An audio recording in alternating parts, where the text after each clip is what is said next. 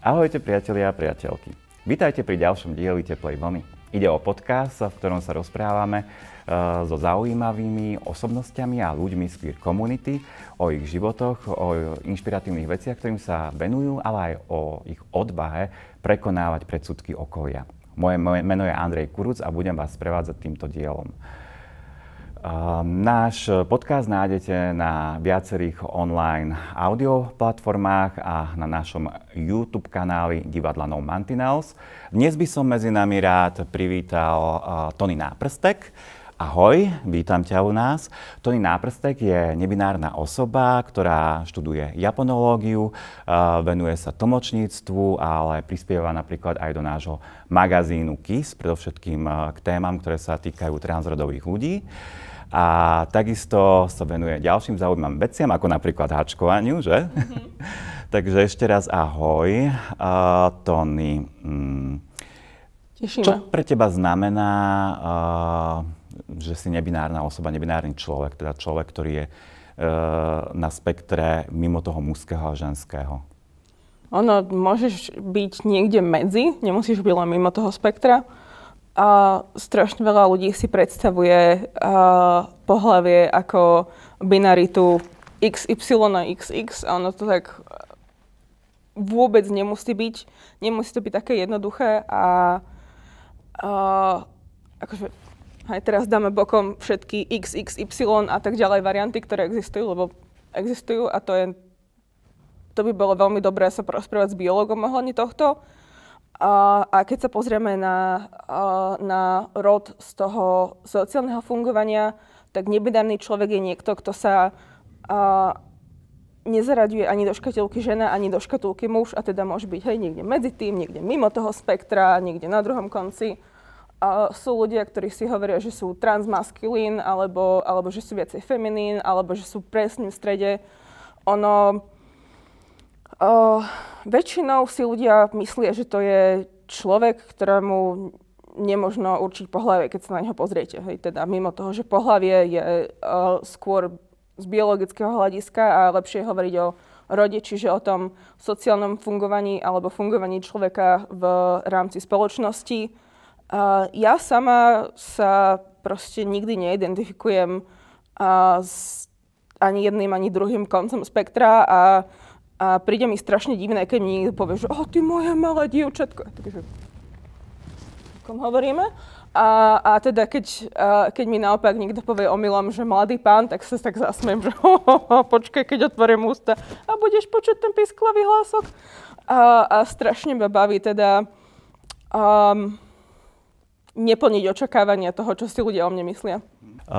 Asi to ale nebolo také jednoduché, hej, kým si vlastne dokázala identifikovať, čo cítiš, ako sa cítiš. Aký bol vlastne tvoj ten príbeh alebo vývoj k tvojej identite? No ja som dávno, za čias, keď sa piesok ešte sypal a voda liala, presne naopak, čítala v časopise Bravo o trans ľuďoch. To som bola nejaká 3., 4. trieda na základnej škole. A prišlo mi také, že toto je zaujímavé, hej. A proste niekde vzadu som sedela a čítala som si a bolo to také, že aha, dobré, zavriem časopis, ako keby som to nechala tak. A potom neskôr som mala rôzne diskusie s mojou mamou, nie teraz na margo toho článku, ale tak všeobecne, kde som mi snažila vysvetliť, že čo to znamená, keď je niekto gay alebo lesba. Nechceme opakovať tieto varianty, hej, teda, ale proste bolo to veľmi mylné pochopenie toho celého a výsledok bol, že ja som sa proste začala zamýšľať nad tým, že či som chlapec alebo dievča. A ja som sa pýtala mojej mami a ona sa tak povedala, pozerala na mňa, že však pozri sa na tvoje ženské krivky, ty si 100% ženský duch v ženskom tele. Takže aha, OK. A proste nejako som to neriešila, ale proste nesedela som do tej škatulky, nebola som taká ako ostatné dievčatá, aj keď to je proste takej v rámci feministickej komunity taký skrátka, pretože človek je vlastne úplne obyčajný človek a niekto si všimne... Dúfam, že nie je úplne obyčajný. Keď sa mama so mnou začala rozprávať ohľadne toho, čo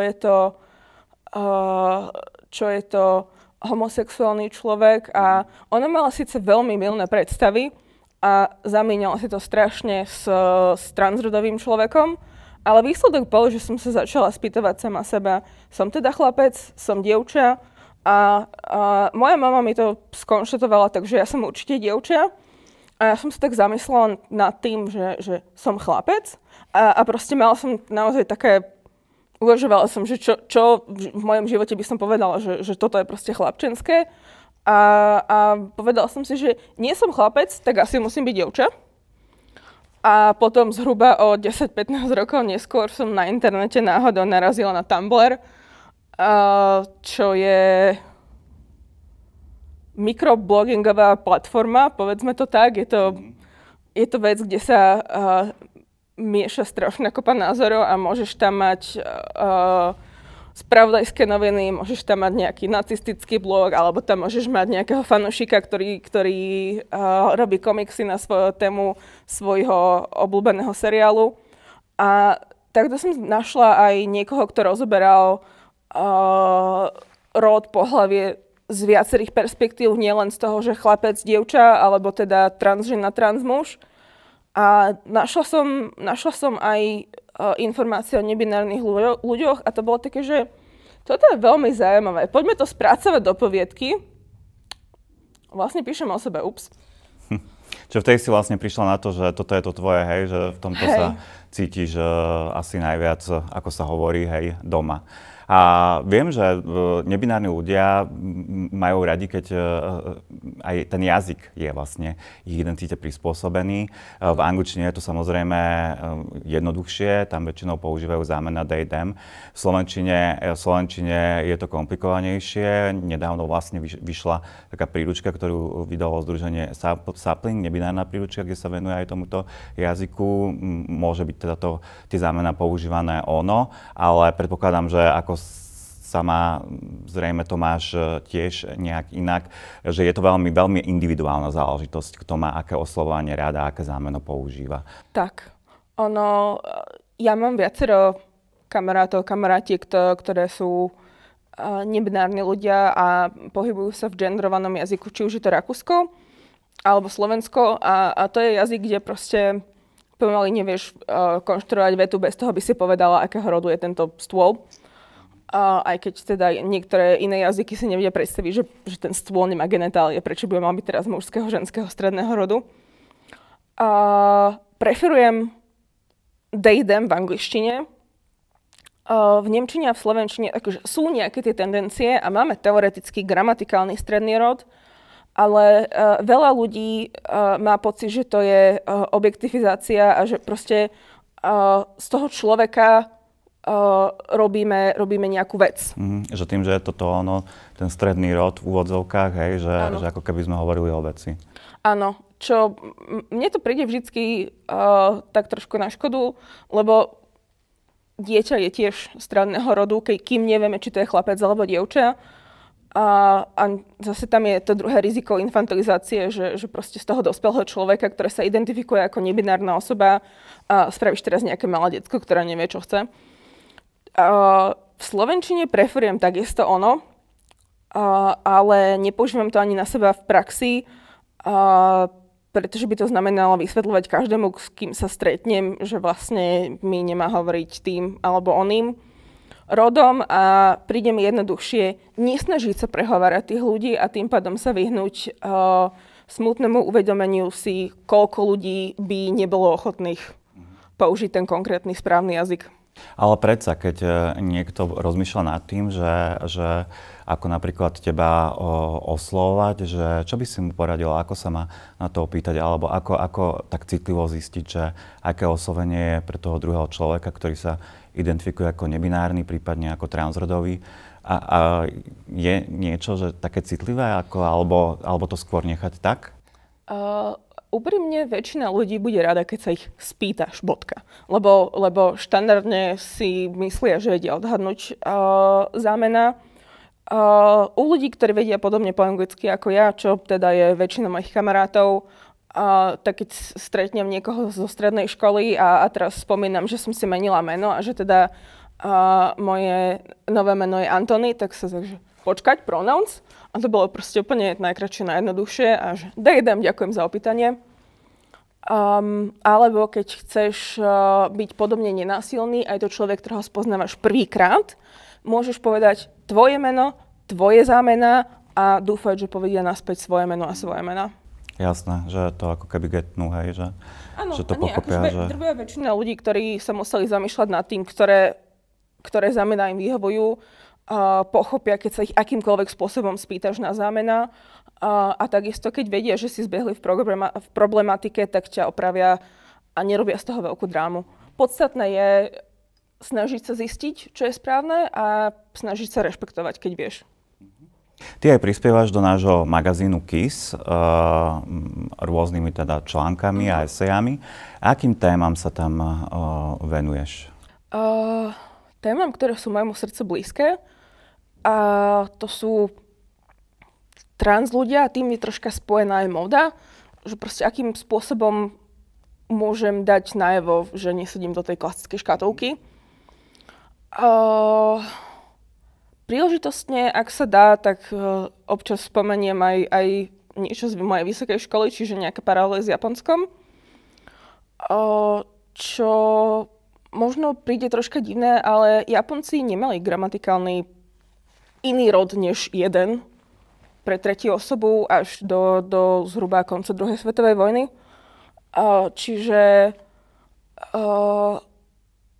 tam je strašne veľký prekryv medzi trans a Japonskom.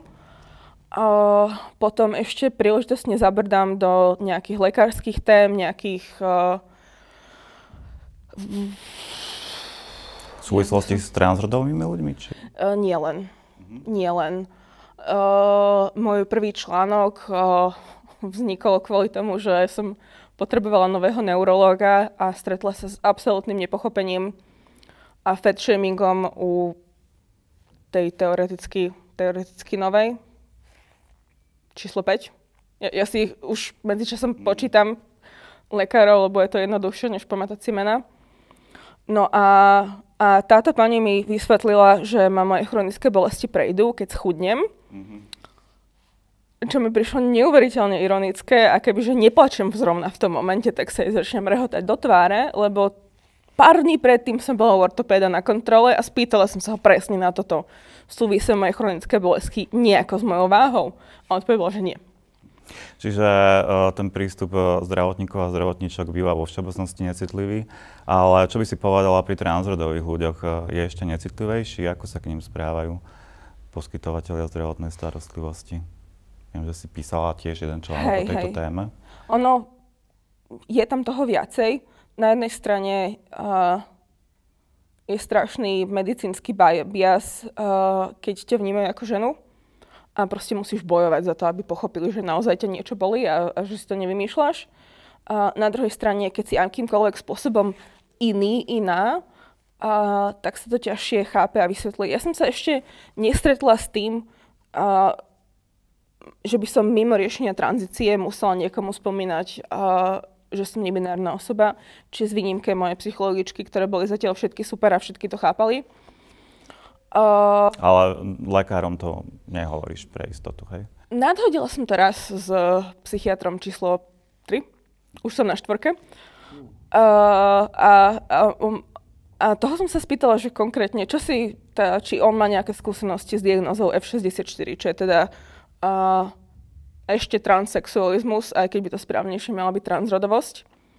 A on si vytiahol proste takú nejakú starú predpotopňu knižočku, nalistoval si to tam a mimo toho, že použil nesprávny pojem, absolútne nevedel, o čom je reč. A keď som sa mu snažila ja niečo vysvetliť s tým, že ja som si študovala ako veľa trans ľudí o tej téme roky predtým, než som došla na to, že som trans a proste vedela som naozaj z asi každého možného konca niečo nadhodiť a on proste ignoroval všetko, čo som hovorila a mal si svoje, tak to bol medzi iným jeden z dôvodov, prečo som si povedala, že teda tak nie. Jasné, problémom je aj to, že jednak nie sú citlivení lekári a jednak sú aj nevzdelaní v tejto téme do značnej miere. Viem, že problémom je aj to, že jednoducho, ak chceš začať tranzíciu, naozaj musí stereotypne dokazovať, že teda či sa cítiš ako žena alebo muž. Ako náhle teda začneš o tom, že si nebinárny človek, tak to začínajú nejakým spôsobom spochybňovať. Stretla si sa alebo počula si o niečom takom? V prvom rade na to, aby som mohla riešiť tranzíciu, potrebujem mať psychickú diagnózu, ale psychiatra sexuológa, nie klasického psychiatra. S tým, že na Slovensku väčšinou existujú asi 4 mená, ktoré brali niekedy v minulosti transpacientov a psychiatrička číslo 4 je teraz jedna z tých, ktorí ešte berú nových pacientov. A tam to bolo úplne v pohode. Tam to bolo super, že som ja nemusela konečne vysvetľovať tomu lekárovi veci, ktoré by mal vedieť z fachu. Ale ona vedela také tie pre mňa základné pojmy a bolo to proste, že konečne. Ale vieš, jedna vec je začať tranzíciu a druhá vec je potom akékoľvek ostatné problémy po tranzícii. Kebyže sa ja napríklad rozhodnem zmeniť si pohlavie na mužské, tak ešte stále potrebujem chodiť ku gynekologovi na kontroly, pokiaľ proste nemám za sebou faloplastiku, čo je náročná operácia, ťažko sa hľadá niekto, kto má vôbec skúsenosti s tým a tak ďalej a tak ďalej. Aj to, je to inak finančne náročné a treba nahrabať niekde materiál, kde ti spravia tvoj neofalus, čo väčšinou býva takto kus kože a mäska z ruky, čiže potom tam máš veľkú jazvu. Do toho sa mi tiež veľmi nechce. Jasné, a predpokladám, že tieto operácie nerobia na Slovensku, nie že predpokladám, ale viem. A dajú sa robiť len v zahraničí, kde je to veľmi finančne náročné. Naozaj vlastne transrodoví ľudia aj v poslednom prieskume iniciatívy Inakosť uviedli, že táto finančná náročnosť je jednou zo základných prekážok. Ano. Potom vlastne nedostupnosť lekárov, ďalej nepodpora rodiny a tiež samozrejme hovorili vlastne o tom, že by sa nemali vyžadovať nútené kastrácie a sterilizácia. A u teba vlastne rodina ťa podporuje, alebo ako to zobrali? Nie som si istá, že či rozumejú tým slovám. V momente, keď som si povedala, že radšej ich stratím, že by som sa mala pretvarovať a vysvetlila som to postupne jednotlivým členom mojej rodiny, tak som sa nestretla s pochopením. Mama bola taká, že ale ty nie si ono, ty si dievča, ty si žena. Tak dovidenia, mama, zavrela som dvere a vyšla som. Otec sa bol taký, že aha, okej. Položil jednu otázku k sexuálnej orientácii, viac menej a týmto haslom. Brat, nie som si istá, že či brat vie, že sa identifikujem ako nebinárna osoba. Lebo to je také, že aj nemôžem použiť slovo, musím im vysvetliť celý ten koncept. No a starej mame som sa omylom vyotovala tým, že som čítala môj prvý článok z Kysl na hlas pre ňu. A tak trocha som zabudla, že tam spomínam, že som trans. Táto zobrala celkom v pohode tú transrodovosť a odteraz, keď spomeniem akéhokoľvek nového kamaráta, tak sa ma pýta, či to je chlapec alebo dievča. Tak nakoniec stará mama ešte má tak najväčšie nejaké porozumenie v rámci svojich možností, čo je veľmi zaujímavé. Aj keď teda žiaľ Bohu nikto z rodiny nerešpektuje to, že som si dala nové stredné meno a chcem, aby používali to meno a volajú ma môjim úradne prvým menom, ktoré som dostala od rodičov, nejdem ho teraz spomínať, lebo chcem, aby si ľudia pamätali to správne, Antony. A hlavne nebolo to také nejaké, že proste že pozerám Marvel, Tony Stark, Superman, berem si.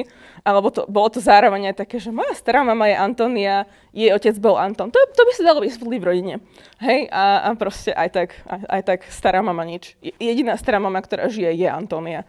A tiež je taká, že hej, použije radšej to druhé meno. No, tak podľa mňa presne to je ten problém, že chýba tá podpora rodiny. A jednoducho, samozrejme, nie je to niečo, čo vyrieši úplne všetky ťažkosti mladých transrodových ľudí, ale je to veľmi zlé, hej, pokiaľ je tam nejaké nepochopenie, dokonca až násilie z ich strany, by som povedal, čo sa napríklad aj u nás v poradni, keďže ja teda pracujem ako psychológ, stáva. A niekedy tí rodičia reagujú veľmi zle, lebo nemajú informácie, čo je niekedy až veľmi tragické, by som povedal. Podľa mňa je tragické, keď rodič odmietne hľadať informácie a chápať hocičo naokolo. Ja mám mladších kamarátov, ktorým pomáham so životom, povedzme to tak. Hej, že keď potrebovali niekoho, kto sa s nimi bude učiť na maturitné skúšky, tak som mala týždeň voľno a pomáhala som im pri tom. Zrovna táto jedna baba sa identifikuje ako cis, ale nie ako hetero. Ale moje najstaršie adoptívne dieťa je chalan, kde sa vzťah s mamou úplne rozpadol a mama najprv do neho tlačila, nech sa vydá za svojho aktuálneho priateľa, ktorý o všetkom vedel a chápal a podporoval. Len tam je ten háčik, že tým pádom by nemohol prejsť tranzíciou, lebo máme strašný problém, čo sa týka manželstva a transrodových ľudí a proste, kebyže náhodou niekto v manželstve prejde tranzíciou, tak potom je z toho partnerstvo rovnakého pohlavia a hrôza des. Áno, v podstate transrodoví ľudia v prípade, ak sú v manželstve a teda plánujú podstúpiť tranzíciu, sú nútení do rozvodov. V podstate ináč im lekár nevydá papier. Veľmi často, žiaľ Bohu. No a tam to bol proste citeľný posledný pokus mami nejako manipulovať svoje dieťa a on teda nechcel, načož mama prerušila s ním kontakt. Ale zase tento kamoš vie, že keď má akékoľvek problémy a potrebuje, aby ho niekto podržal, tak môže mi zavolať, napísať a ja mu pomôžem s hocičím. A ešte vlastne, keď si spomínala tú sexuálnu orientáciu, viem, že aj v tomto máš inú, teda sexuálnu orientáciu, dokonca inú, keď to porovnáme s lesbami, gaymi, bisexuálnymi ľuďmi. Ide o sexuálnu orientáciu. Tiež je to niečo, o čom sa veľmi málo vie. Vedela by si to viac povedať, o čo ide? No, ja by som chcela začať tým, že ak náhodou niekto sa stretol s dlhšou verziou akronymu LGBTQI, tak to A v rámci akronymu neznamená Ali ako ally, niekto, kto pomáha ľuďom, ale je to buď aromantik alebo asexuál. Na to som prichádzala ešte horšie, než na tú nebinárnosť, lebo v princípe nepociťujem sexuálnu príťažlivosť. A ja sa pozriem na niekoho a poviem si, že tá je pekná, to je fešák. To je super architektonicky nadizajnovaný dom a vyvolá to presne tú istú reakciu. A proste, kým som si uvedomila, že proste moje reakcie sú takéto podobné na živé, neživé veci a teda neživé veci ma nepriťahujú sexuálne, tak som si chvíľu myslela, že proste ľudia, keď povie, že wow, ten je pekný a myslia tým, že toho človeka by som chcela vidieť nahého a mať s ním sexuálny vzťah, hej, že proste toto ty myslia. Ja som si vždycky myslela, že to je chápané doslova, tento človek je pekný bodka. Hej, že tam nie je žiaden iný ďalší záujem. Tak chvíľu som uvažovala nad tým, že či teda nie som pansexuál, že ma priťahujú všetky pohlavia rovnakým spôsobom. A väčšinu ľudí nechávam v tom, že teda som bi, hej, že ma priťahujú aj ženy, aj muži rovnakým spôsobom, čo akože áno, priťahujú, ale rovnaký spôsob sa v tomto prípade rovná nule. Čiže nemám sexuálne preferencie, čo samozrejme, že neznamená, že nemám záujem o sex. Môže, nemusí. To je veľmi individuálne. Sú ľudia, ktorí sú znechutení takýmito intimnosťami, sú ľudia, ktorým to je jedno, sú ľudia, ktorých to baví. Ústrenstvo nie je pokazané, orgazmus sa väčšinou dá dosiahnuť a nie je to celibát, nie je to o tom, že by som sa zriekla niečoho, čo si strašne veľa ľudí mýli. A takisto to nemá nič s asexuálnym rozmnožovaním rastlín. No tak vidím, že si to veľmi pekne vysvetlila. Hlavne to poslednou poznámkou, hej, lebo naozaj niektorí ľudia nerozumejú. Už ako keby, keď sa ide ďalej k tomu plus, čiže je to veľmi dôležité. Hej, porozprávať o tom, že čo to znamená a čo to neznamená. A že aj to asexuálna orientácia môže byť na istom spektre, hej. A tiež je to veľmi jedinečné a individuálne. Tak máš ešte nejakú pikošku o asexualite? No. Jeden z výskumníkov do sexuality človeka, ktorý ako prvý začal uvažovať nad tým, že je to nejaké spektrum od hetero cez bi až po homo, robil test v 50. 60. rokoch minulého storočia a relatívne dobre vedel zaradiť ľudí, ale mal kategóriu X, ktorá proste pravidelne sa tam nejako prikvitla a nevidel ich zaradiť nikde na svojej škále. Čiže najprv sme vedecky dokázali, že asexualita existuje. Vtedy to bola tzv. Kategória X. A pojem asexualita sa používa zhruba 15-20 rokov. Ale teda najprv sme mali dôkaz, že to existuje. A potom sme našli pomenovanie, že vlastne takto to môžeme volať. A v podstate asexuálne orientovaní ľudia zvyknú dávať aj najavo svoju orientáciu tzv. Ace rings. Prečo je to tak? Že čo to znamená? No, to vzniklo zhruba v 2005 na forách ako taký žartík, že ako sa identifikovať, keď ešte nebolo strašne veľa merchandise. Mám aj brošňu s asexuálnou vlajkou. A aj som takto spoznala ľudí. Ale vtip bol, že na pravej ruke na prostredníku nosí čierny prsteň. Ak je niekto asexuál, že proste takýmto spôsobom sa môžeme rozpoznávať. Neviem, či to súviselo nejako s šatkovým kódom, ktorý fungoval u bi, gay a lezieb. Ale proste tento nápad vznikol a dohodlo sa, že proste má to byť čierny prsteň na pravej ruke, na prostredníku. A potom z toho bol odvedený aj aromantizmus, čo je biely prsteň na prostredníku na ľavej ruke. To sú ľudia, ktorí nepociťujú ani romantickú príťažlivosť. Čiže môžem mať niekoho rada, ale nie je to tá romantická láska, je to platonická láska. Čiže žiadne rúže na posteli a šampanské volanie nehrozí? To by som si mala zapísať a navrhnúť to partnerovi. Nie. Väčšinou u nás večer, romantický večer vyzerá tak, že si dáme tablet do postele, pozeráme nejaký film a pritulí sa k nám mačka a teda v trojici sa mojkáme s mačkou na posteli. No tak super. Tak to vyzerá ako dokonalý aromantický večer. Áno.